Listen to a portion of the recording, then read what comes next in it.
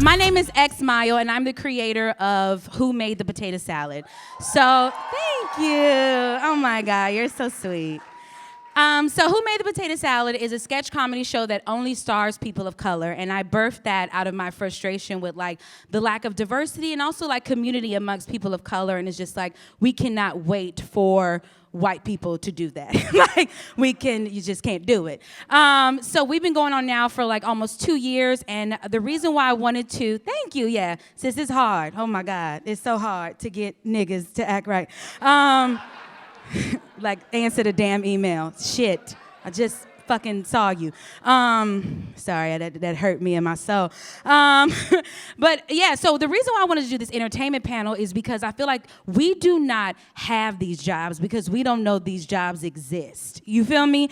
And now because I work in network television, I'm like, oh, there's not enough of us behind the scenes. So if we get behind the camera, we can get in front. You feel me? And I was like, there's so many actors I know, but they're not producers. There's so many camera people I know, but they don't do wardrobe. There's so many makeup artists I know who just want to do makeup. There are set medics I know who are black women.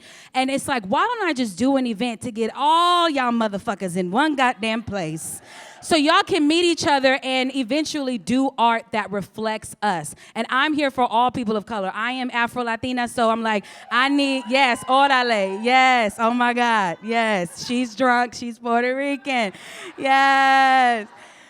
And the thing is, you know, there's a black woman who I recently met, and she was like, X, I want to do entertainment, but she has 2 master's degrees and doesn't know where to start. And she is great at logistics, and she has an eye for, like, detail. I was like, bitch, you could be a script supervisor. All the fuck they do is be like, the bitch walked in from the right and not the left. And that's it. And you could get paid $7,000 to say no. When she fucked him, she lifted up her left arm, not her right arm. Do it, shoot the shit again. Do it again. And that's a script supervisor. That's really all the fuck they do. So I'm just like, I need a nigga in that position. That's what I need. I need an Asian persuasion. I need a Latina. I need somebody of color. You feel me? So we're going to I wanted different panels because sometimes I go to panels and it's like, it's just talent. Well, it's like, well, what if you just want to be a line producer who's in charge of the money? It's like, okay, well, let's get those. So we have a production panel, we have a writer's panel, we have a talent panel, and business, because this is an entertainment business, you understand? And so many of us take shitty ass deals because we don't fucking know. We out here getting paid $100 and the white man next to me, he getting the whole $2K. And I'm like, the fuck? And that is a real story. It's fucked up, you know? So I'm like, we need to learn these gems. We need to meet each other. And that's why we're having a party after, because I feel like so many times I go to panels and people feel so far from me. You feel me? Like panelists don't feel like attainable. They feel like, oh my God, after it leaves, they just disappear into the abyss like the fog. And it's like, I want to connect with them. So all of you all who purchased a ticket, you will receive a Google form where you can submit for representation through diverse representation, which who we're doing this group with. Isn't that amazing? The reason we want to do that is because I wanted like a tangible resource for you all. Once you leave this panel, it does not stop. And you can submit for talent to be a part of Who Made the Potato Salad. You can also submit through diverse representation. Diverse representation, if you don't know, you need to follow them right now. It's a network of over 300 black managers, lawyers, agents, and publicists. And they're doing the damn thing. So we're going to get this shit started off right. If you having a good time, let me hear you say yeah. All right, hit that shit, Shannon. We're going to start off first with your talent panel moderated by me. We also have Paige Gilbert, Sierra Renee, and Rachel Pegram. A lot of people in here. Yeah. Look at all this melanin. They so fine. I'm just like, oh my God. They're so fine. Okay. So, Gia Peppers, I'm going to list all their credits because they got too many credits, Jesus.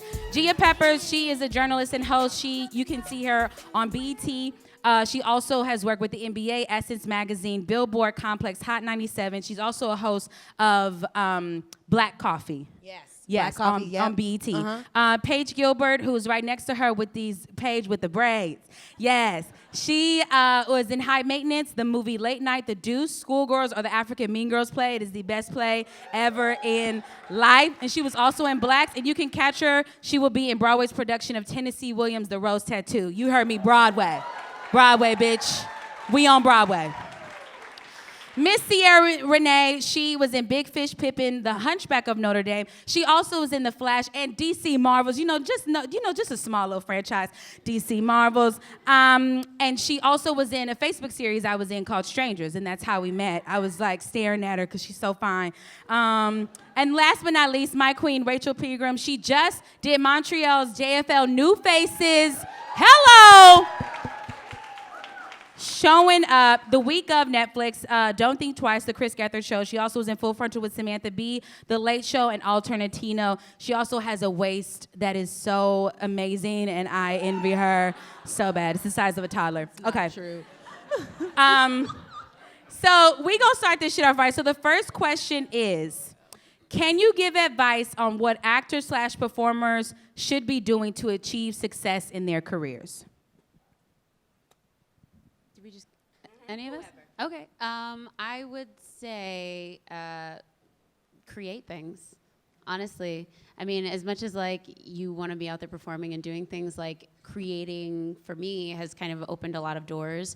It also lets people in the industry look at you in a different way, and it keeps you working when you're not working. You know, like there's gonna be so many off times when shit just isn't happening for you, and that's cool. Like, you do your own shit, you know, in that time. And it doesn't even have to be stuff that you necessarily put out, even though you should. You should definitely be putting content out all the time.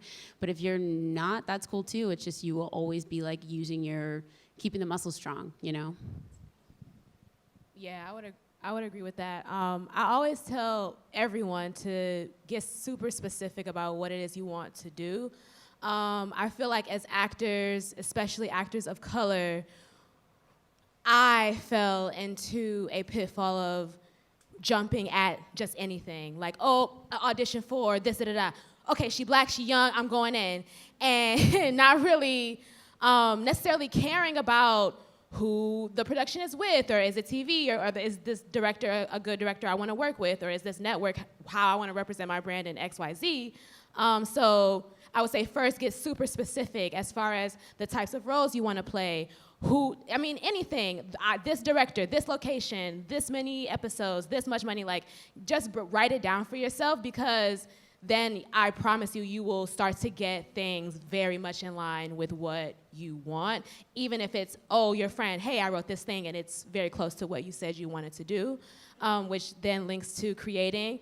Even if you feel like you don't have enough energy to create, take a class, take a dance class, take a singing class, take an acting class, get your friends together and read a play, get your friends together and do scenes for each other or record each other. Like, just getting it, because like I feel like with actors, we wait till someone gives us an opportunity to exercise our craft, because we don't necessarily always easily have an audience, whereas a painter can just, paint. But we can also paint too. We just have to find creative ways to do it. Yeah. Okay. Because I'm not an actor per se right now, I would say my journey is a bit different, because like on-air talent side, journalism, broadcast journalism side is a bit more structured in the way of traditional journalism. Like if you want to go and be a journalist or a reporter or be in entertainment as an on-air talent through that lanes, that's always school, internships, finding different places where you can shadow, going on sets, figuring out what television looks like for you. Like if you're a producer, learn how to produce from the best in the business. If you want to get into radio, go and try and be around the best in the business. And then as you go, just see where you fit in the best and then literally go for it. In the same way that you would for a television acting role, it's like it's still very much an on-camera grind. So in that same way, if you want to use your hosting technique as an actor as well, like learn how your voice sounds. Try to read and copy down some very dope like commercials and just reread it and see how your voice sounds when they do voiceover talents and things like that. So you know that you can go through all those lanes. Because a lot of the times as a journalist, when we're picked for talent shows or different things, you and I met an audition, and even though we come from two And we different... did not book. It was BET centric. You know, it's okay. Excuse me. It's fine. On a Because look where we record. are now. Amen. Huh? BET, I have my own issues. Go ahead. It's an award show in June, and there's never anything for LGBTQ people. It's insane. But go ahead. Oh, I'm going to say something. I'm going to say something. I'm going to say something. Tell them. I'm going to tell Tell them. I'm Please. gonna tell it. Now, I have nothing to do with the award show. But when I have my meetings with my big bosses, I'm going to definitely, because that's a good point. But yes, I would definitely say just figure out if you do want to ever get into hosting, because like Keke Palmer is now on GMA. Like figuring out like what that might look like for yourself is a good way. So just something to add. I don't know. I would just say something that I learned I mean, I don't know that I am, successful, but I'm like successful.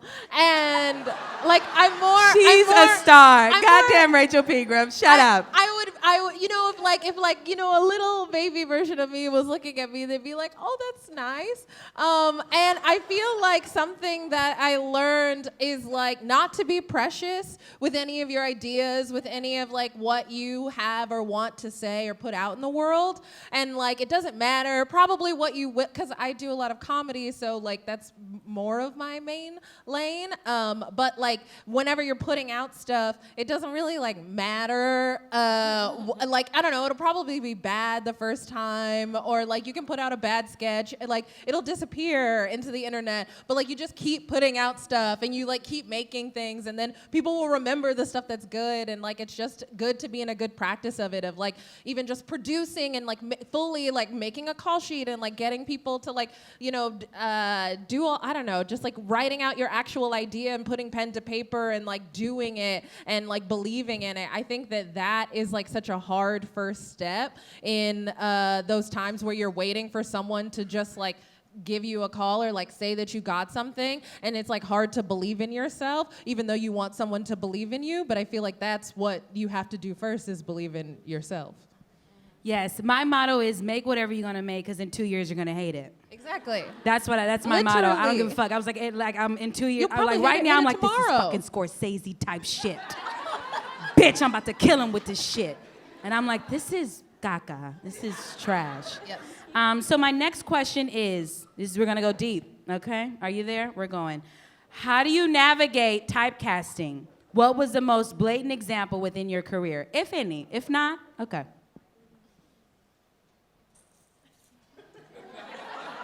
We sent these questions in advance, I just want to say. Now, Wow. I got it call right. me- dramatic call me out, pause call us out. from Wow. the actors. I think it's allowed. Can we have a mom? I'm just kidding, I love all of you.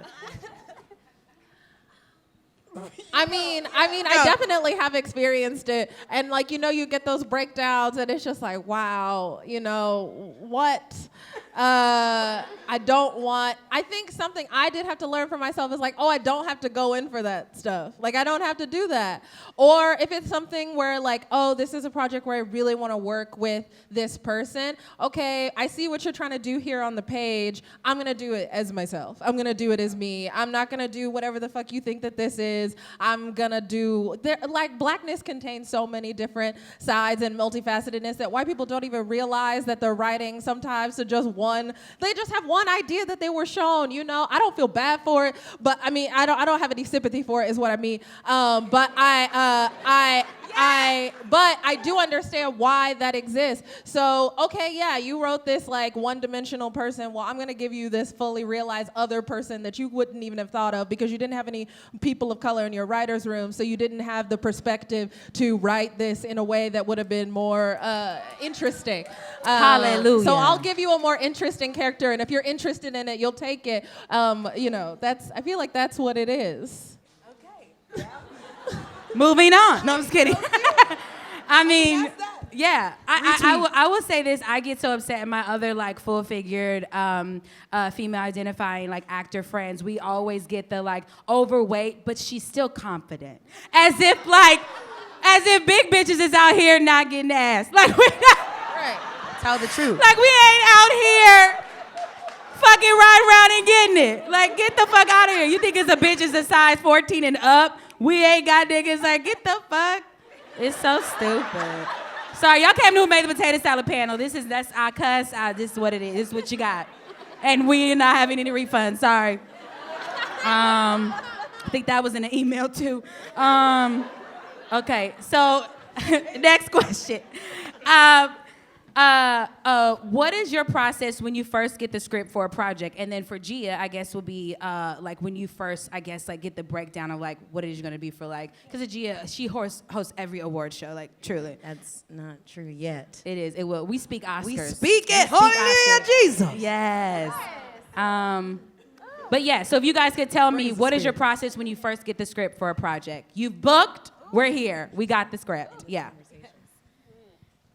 Okay, well, what I do is I just read it. I just keep reading it. I just keep reading it.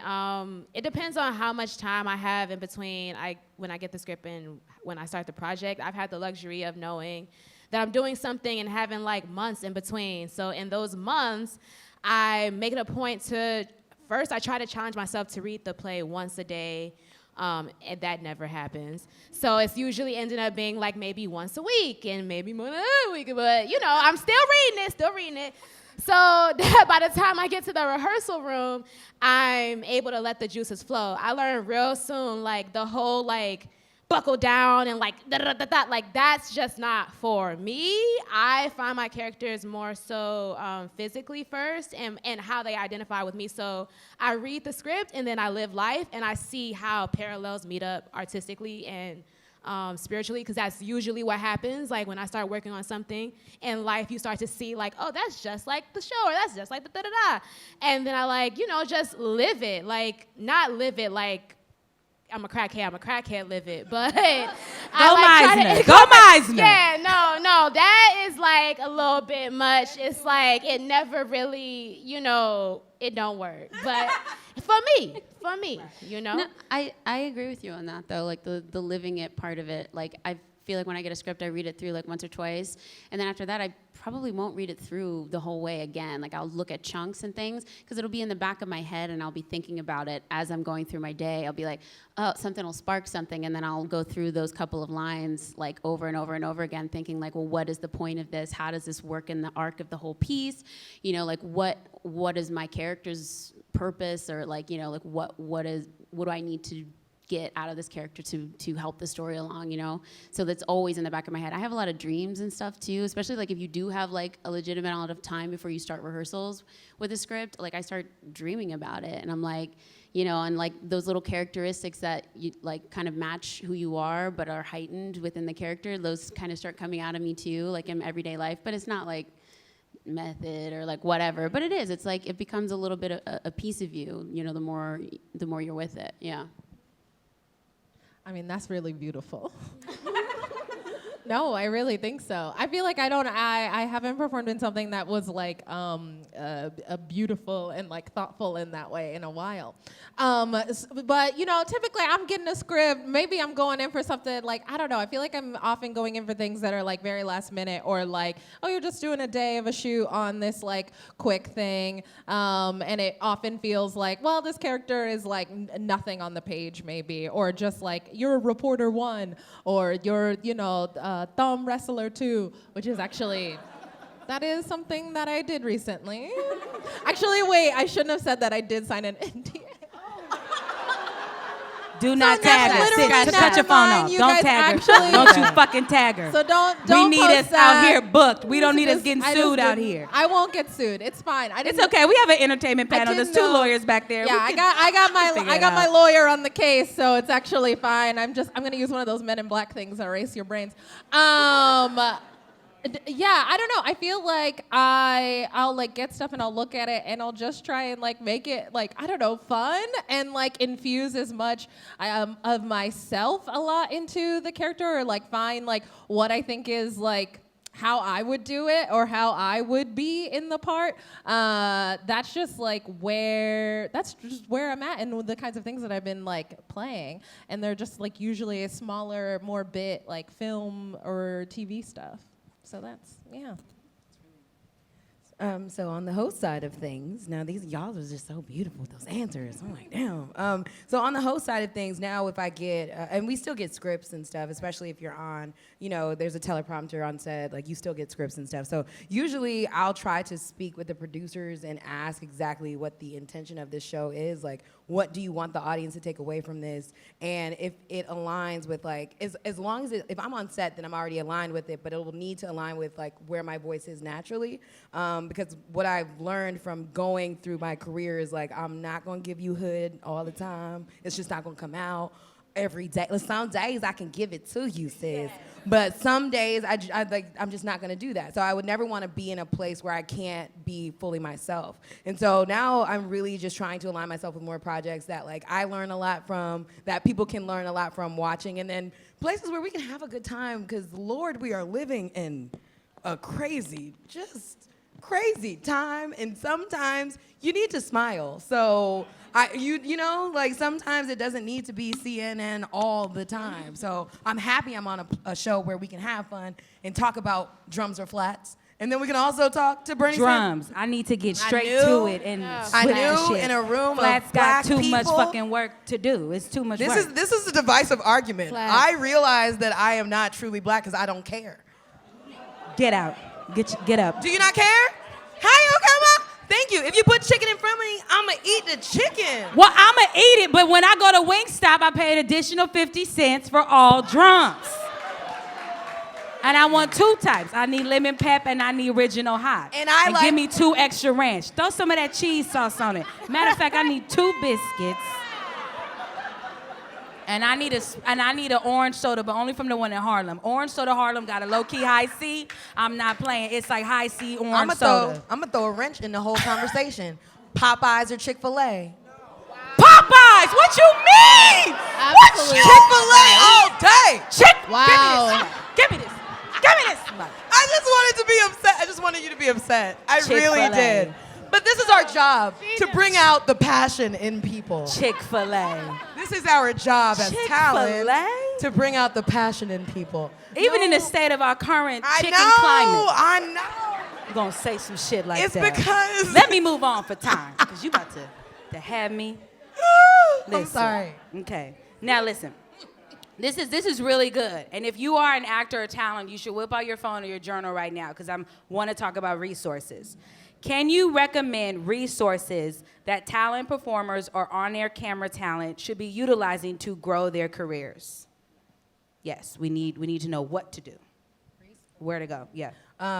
I would say if you are a woman of color or a man of color, try to find different groups that actually are about communications or about broadcast. There are a lot in New York. Like the New York Association of Black Journalists is a great resource and a great place where you can go. And yes, somebody in here is a part of it.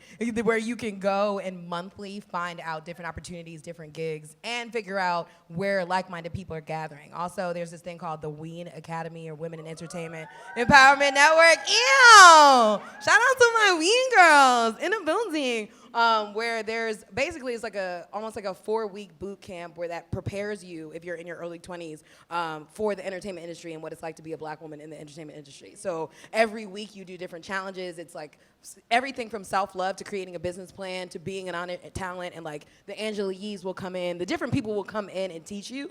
And so just always be mindful and like researching what's local, what's available, what's free. Use your student discount and really figure out how you can fit into those places. And then always, if you have a YouTube, if you have a computer or anything, you should have a show by now. If you want to be an on-air talent, get your phone out. iPhone has 4K. Start creating content. You can have a show right now. Like there's no reason why you shouldn't have work if you say you want to be an on-air talent. So that's it. Bye. I'm trying to think. Honestly, like I'm a part of like some interesting Facebook groups. Like Bold is one. It's for Black women in theater. NYC Women Filmmakers is something that I use. Yeah. Trying to think. There's quite a few, and now I can't think There's of them off the another top of my one head. called Hue You Know, H-U-E. Yes. Okay, because I posted there. All right, y'all saw. Okay. There's also like there are definitely some books out there that like were really helpful to me and are like quick reads. And there, one of them is How to Avoid the Cutting Room Floor. It's by a really awesome editor. Yeah, and he kind of is trying to open like an actor's eyes to like what an editor is looking at. So like when you know have your guest stars or whatever, like this is the best way to protect your performance, because when you're on TV, when you're doing TV and film, there are so many people who have a crack at changing the landscape of that show, whatever you were on, whatever episode or whatever, that you might end up not being in it at all. So like in order to kind of protect your performance and give your best on the day and really know what you're doing, that's like a great, and it's super, super quick. Yeah, so. I mean, I feel like my biggest resource, I guess it depends on where you're at in your journey, but for me starting out, really helpful was doing UCB. It's super mixed. You can, take it or leave it. But I do think that it was very community building. And For people who don't know, UCB is. Oh yes, it's the Upright Citizens Brigade. It's an improv theater, and it's where I met X. And I mean, I think it had a lot of benefits. It was like super helpful for me to like connect with other people. I also was able to do the whole program for free pretty much because of the diversity scholarship. So I wouldn't give them a single dime if you are not a cis het white man. I truly would not. So, and I would think anyone at UCB would say the same. So I think that was like a really helpful place for me to start out and like find my voice comedically, and to be able to perform and then like find people and perform all kinds of bars and places, and then do other things in comedy as you wish. Yeah. I would say, well, I started taking classes at the studio with Brad Calcaterra. If anyone's interested, there are 4 classes. I take a scene class, which is basically focusing for on camera, and I also take a class called Act Out, which was created specifically to help prevent LGBTQ suicides, and it's now morphed and grown into a class mainly LGBTQ, but also anyone who feels specifically marginalized in any way to basically embrace that thing that you felt most ashamed of in a way that allows you to walk into audition rooms fully yourself. Yeah, it's really amazing. Can you say that again? Slow. Say it slow. Ooh. Because I missed the name. Oh, yes. It's called The Studio with Brad Calcaterra. And if anyone's interested, you can send an email. You can say, Paige, you heard me say this. You could come and audit anytime. We're on a break now, but we start back up in September 8th. And the email is thestudio@gmail.com. The Studio Act. I'm sorry, thestudioact@gmail.com. And I'll also say, honestly, to look to the left and to the right, like, really, because now it's like anybody can get it. Like, You felt that in yourself. yes, I did. You said. Okay. No, I will say UCB as well. I did meet Rachel. I attacked her after a show. You did. She was very sweet. She didn't say it, but I'll say it because I rarely saw any black women. So I was like, wow, this is a black woman, beautiful and killing it. And I was like, what is your name? And I attacked her. But UCB, it was a great resource because it was kind of like school. Like you take classes there, and there are a lot of people that were improvisers in my classes that were producers for A&E, that were producers for Lifetime. I've gotten so many digital spots because of people that was in my class. And you also can benefit if you're like, hey, improv is not really my jam. If you're just hanging around that theater, if you go to different shows, and not just UCB, but the Pit, there's also the Magnet Theater, and every single one of these places has, every single one of these places has diversity scholarships. I never paid a dime to UCB as well, and would never, because it's like, it's just white on white on white. And I would say that I know it's very difficult to like get the gumption to like start your own shit. But if you, like she said, look to the left or your right and see who's there who you can start with.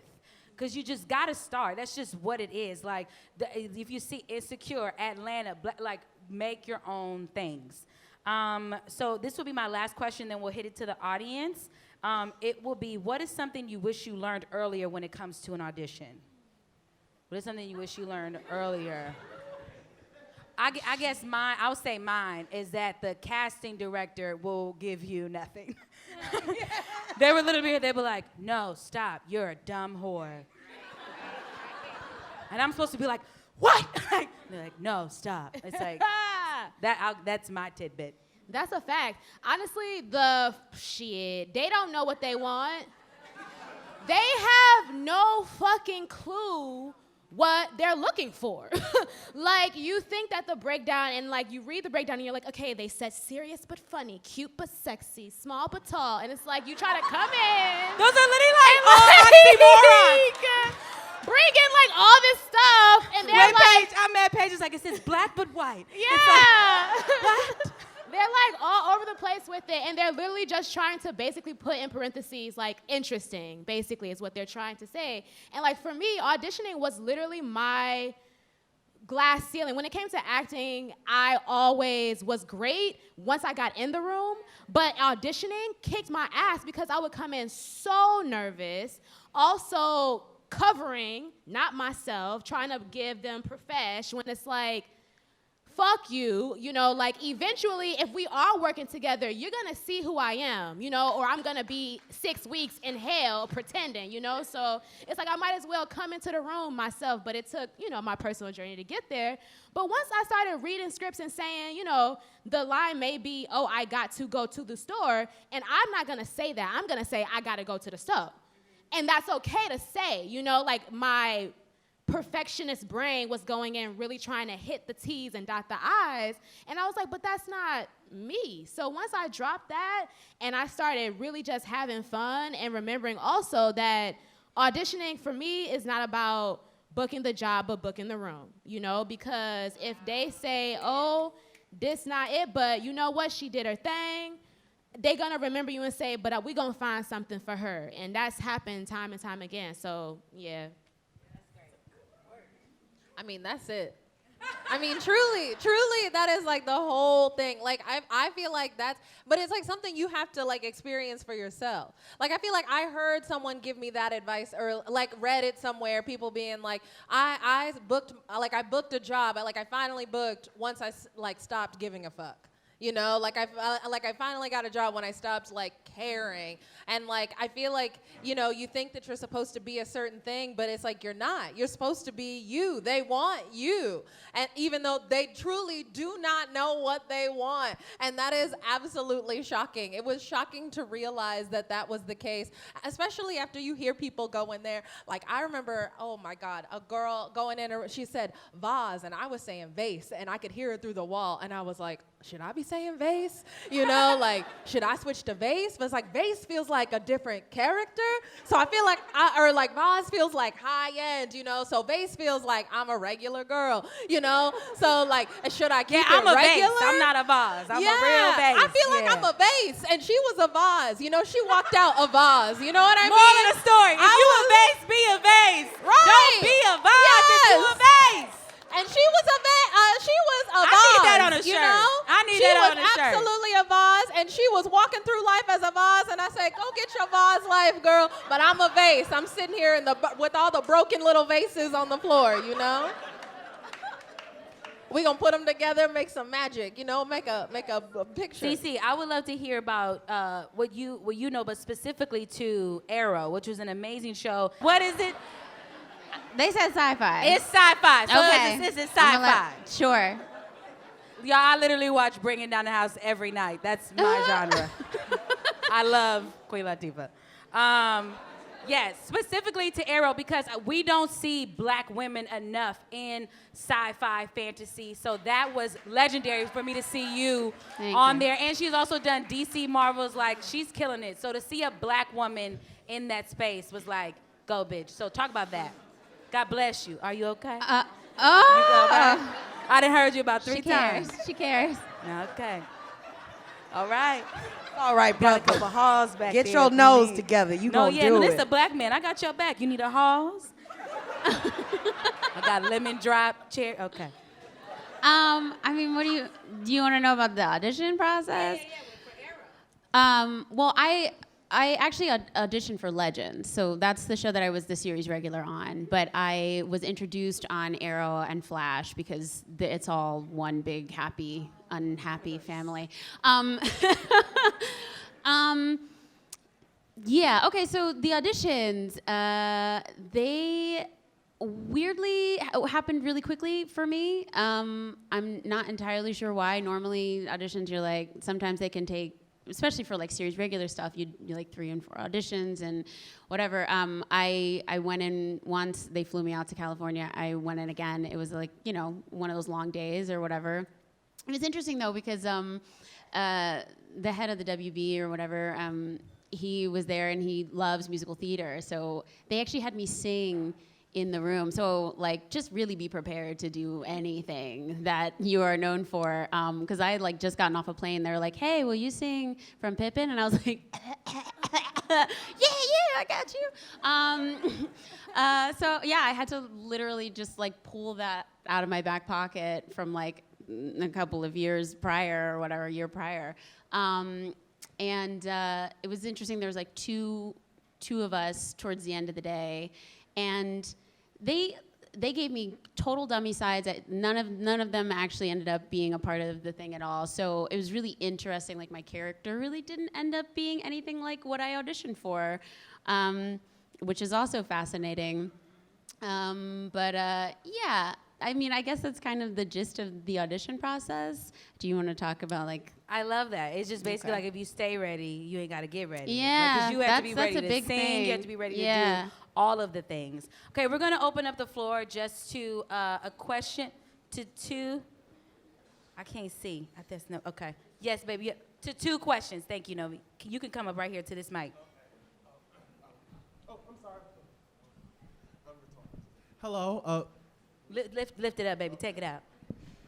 I'm There you taller. go. This sneezy. Oh, sorry. Oh, before I give the question, I want to drop some gems for everyone, trying to get in the industry. So there's whorepresents.com if you're trying to get in touch with a celebrity publicist. There's Respect the Publicist Facebook group. There's a music industry Facebook group. There's a You going fast. I'm sorry, from New York. We talk a mile a minute. You was out here sneezing for 2 minutes, and now you want to out here and fucking. You're like, it's who represents. Suave, papi, Yeah. please. There's a Grammy U music. It's a music. No, start from the beginning and go slow. Sorry. So there's whorepresents.com. Whorepresents.com. There's entertainmentcareers.net. There is Respect the Publicist Facebook group. There's the Music Industry Facebook group. There's Grammy U, which is a music industry organization. I've met Travis Scott and her because of it. I've gotten to go to SiriusXM and other places and meet other people in the industry. There's T. Howard Foundation. There's Emma Bowen. There's IRTS Foundation, and all those 3 are for people of color. There's the National Association for Multi-Ethnicity and Communications. These are resources. Yes. Hey, wait, hold This on. is our resource right here. No, I got it. I got it. No, I got in a it. document. What's your name? My name is Khalik. Everyone calls me Leaky or Leak. I love Leaky. What's your Instagram? My Instagram is Leaky Crowder, Leeky Crowder. Yes, so go hit up Leaky Crowder, and you'll see him here. You gonna be at the party? Yes, I am. Okay, you can get all the shit. Now, come on, we got a So, few I got minutes. I Now, got a what's first your question? So the question is, I want to ask all the panelists, tell me about when you've hit your rock bottom and how you got up. Because once you hit rock bottom, the only way you go is you go up. Right. Thank you, Leaky. Tell me about a time when you hit rock bottom and how you came up in 60 seconds or less. Okay, I know Real exactly quick. my rock bottom. About 6 seconds less. All right, okay, cool. Yeah. I went in for a play, and the role I went in was for a trans man, and I felt extremely uncomfortable going in for the role, but I went in anyway because of where I was at the time, and I walked out of the audition, and I was crying, and I was like, fuck this, I'm from Detroit. I was like, I'm moving back to Detroit, I'm gonna get a dog, like da-da-da-da-da. Like, I was really ready to, like, live the telemarketer lifestyle for, like, at least 6 months. Like, I knew I wasn't gonna stick with it, but I just needed a break. And so I called one of my mentors, and I was like, basically saying, like, I'm about to give up. And well, she wasn't necessarily a mentor, but just someone who I worked with. And so once I said that, she basically affirmed. She was like, yeah, like some people need a break. And I got off the phone and I was like, I did not want her to say that. Like, I wanted her to tell me not to go home, you know? And so that's when I knew I was like, I shouldn't go home. And that audition led to Schoolgirls. Which is the best play. It's the best play. Like, You that can see was it, the please see casting it. office. Like, that was Telsey's casting office. And because I came from the heart with that one audition and they liked my work, they continued to call me back for other parts. And honestly, I haven't worked with any other theater company since the show I'm about to work with. So it's like, you know, make fans because they'll take care of you if they, you know, fuck with you. All right, Cece, go. Funnily enough, my rock bottom happened after I left Legends. There's a reason why there aren't a lot of people of color on those shows. Ooh, that's some tea for that's for the party. That's some tea for sure. So literally, like I wanted to go away and never come back. I thought I was gonna quit the business for sure. I kind of effectively did for quite a while. And I'm still kind of in my coming back phase. I'm doing theater for the first time in a really long time and like trying to get back to my roots.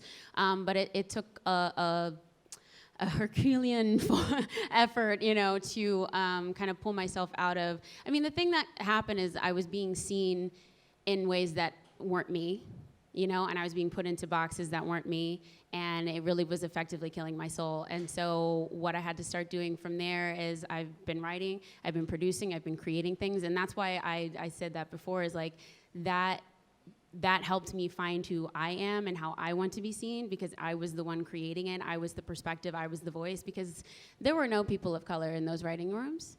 And if they were there, they were too frightened to say anything. So, and you know, and I was consistently having these battles over and over and over again, and I wasn't being heard, and I wasn't being seen, and I was being told to shut my mouth over and over and over again. And that's a really hard thing to deal with. And so I was like, do I even have a voice? Is it even worth it? You know, I had to do a lot of soul searching, I had to do a lot of fixing on me, and I had to get really specific about like, what is my purpose for doing what I do? It's not to be a star, and it's not to just make a bunch of money, although those things are nice. I was like, I'm here because I have a perspective that I think is important, and I have a voice that's important, and I'm not gonna let someone take it away from me. So that's what I've been trying to do over the last like 3 years. I just would like to applaud you because I can't imagine how hard that was to walk away from Legends, from this, yeah. So we're gonna go to the next question. We're gonna have Rachel and Gia answer this one. Go ahead, miss. Hi. Is this on? Okay, I think so. Okay, great. From an aspiring writer's perspective, I know that there are particular scripts that may appeal to you. What are you looking for in your script before you decide to commit to actually go after that role?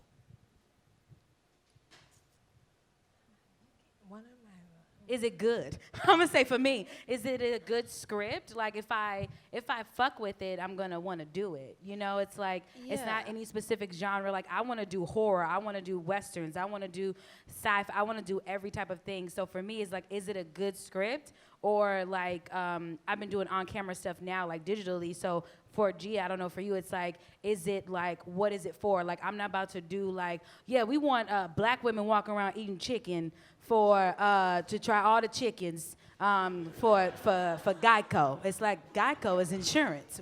What are we, why am I walking around eating chicken? You know, it's just, what is this? You know, so that's my response. For me, it's like, do I fuck with the script? Yeah. Yes. Yeah, because I feel like I just said that in the last part too, so I was like, yes, retweet. Yeah, I mean, I agree. Like, I wouldn't go in. Yes. I don't know. Like, yeah, it would Please have to give be it a up good for our script. talent panel. Give it up for Gia, Paige, Ciara, and Rachel. You'll be able to see them at the party and also talk to Leek frequently.